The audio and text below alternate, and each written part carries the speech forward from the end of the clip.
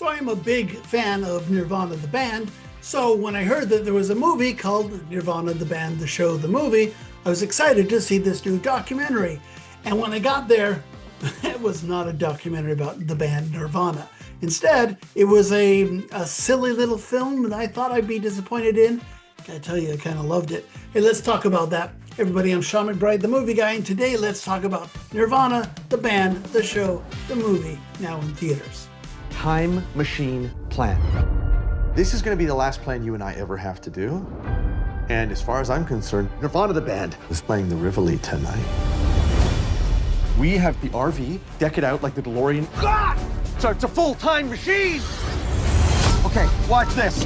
Hold on to your butts.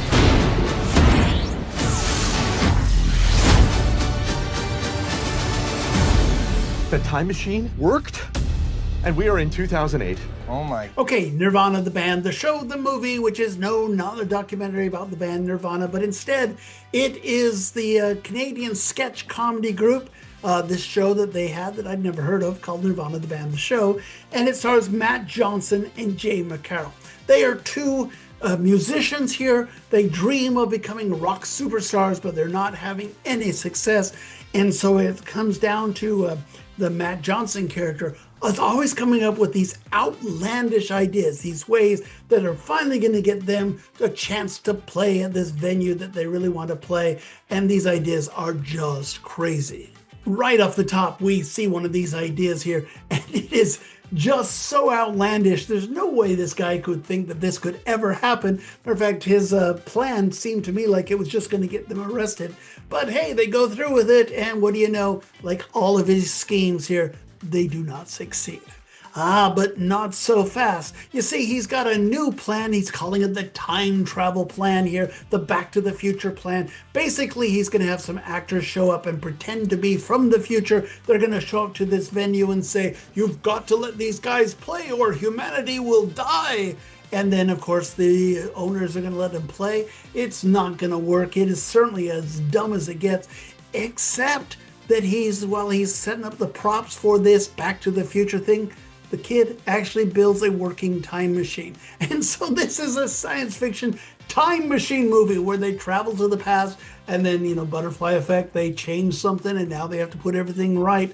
It's a crazy story. So crazy story aside, the reason to see this is the chemistry between these two actors here. They're obviously friends who have been doing this sketch comedy show for so long, so they get along and they can feed off of each other. Matt Johnson, the crazy guy. He reminds me of a maxim that I have that one drag queen at a party is fun, two is too many. This is a guy that brings so much energy that's like you can only take a little bit of him and then it's almost too much. But he's in your face and he provides the impetus for this movie to get going. And then Jay McCarroll is the straight guy, the guy that you're able to connect with him, and then you go on this crazy adventure because he seems normal in comparison here. I think these two guys have a nice sense of humor, a nice sense of chemistry. They're very funny, and they're very polished at this. I thought their chemistry was the reason to see this movie. Now, like I say, that story is so crazy. The idea that it turns into a time travel thing. It looks like it's a story about a bunch of slackers and living in Canada, and then suddenly it turns into this science fiction adventure. Did not expect that by any means. You know what? It is so stupid. I kind of went along with it, and I kind of love the story. It's never believable, not for 1 second. You're not thinking that this could even plausibly exist here. Doesn't matter. Just go along for the ride. It's a lot of fun. It's a lot of silliness. That's what the whole point of this is. It's a bunch of silliness, but I think the silliness is silly. It is very funny. Now, I got to tell you, kind of the interesting thing is these guys, I guess, are known for getting actual people and putting them into their films, kind of man on the streets. So some of the antics that they're doing have real reactions from real people on the streets of Toronto here. And I was curious about some of that stuff because some of the stuff they do, I can't imagine how they didn't get arrested.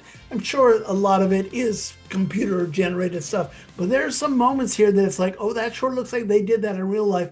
Where are the police officers in Canada? Why on earth are these guys not behind bars here? There's a kind of an edge and a kind of energy to that kind of performance, and I appreciated that. I thought it was a lot of fun. And I've got to say, this is a very shaggy movie. It's got an independent film feel to it, and I appreciate that. But I kind of also wish it had a little more gloss to it. This is a film that looks like a bunch of film students got together and were just kind of messing around in the dorm and making a movie. I mean, I've been part of those movies before. They're very appealing to the people that make them. They're not really quite as appealing to the general audiences that have to sit through them. I could have used a little more focus, a little more structure, a little more punching up of some of the jokes here. I do appreciate the spirit under which this movie was made. I just wish it could have been a little more focused and a little more professionally produced, shall we say, because I think then it could have been really something special. And so the bottom line for me is this was a big surprise of a movie. I did like the two guys at the center. Certainly, I'm going to go check out their Canadian web series here because I thought they had such great chemistry. And I like the craziness of it, the manic energy here. But I kind of wish that this could have been a little more produced. It could have taken this good film, this intriguing film, this film for the fans, and could have made it something into something that was far superior, something that general audiences would really like. I'm not sure the general audiences are going to love this one. I saw it at the Monday Mystery Movie and there were several people that walked out. It's just that shaggy. But that being said, I was intrigued by it. I think there's a lot here to love, and who knows, maybe if I watch their sketch series enough, I may want to go back and catch all the insider references. I thought it was fun. I give Nirvana, the band, the show, the movie, 2.5 stars out of 4.